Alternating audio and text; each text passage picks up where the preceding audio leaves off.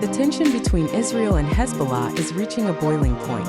Just yesterday, the Israeli Defense Force (IDF) launched airstrikes on 40 Hezbollah terrorist targets in southern Lebanon, retaliating against Hezbollah's drone attack on Israeli bases near Acre. This tit-for-tat escalation marks a significant development in the ongoing conflict, raising concerns about a potential full-blown war.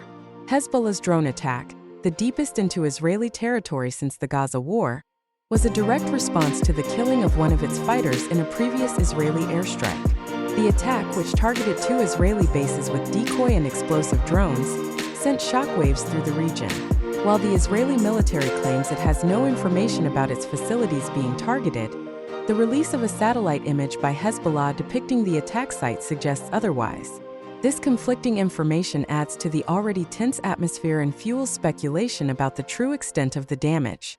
The recent escalation is a stark reminder of the fragile peace between Israel and Hezbollah. Both sides are heavily armed and have a history of conflict.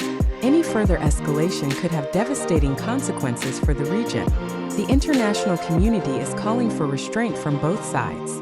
The United Nations Security Council is scheduled to hold an emergency meeting to discuss the situation. It is crucial that all parties involved take steps to de-escalate the situation and prevent further bloodshed.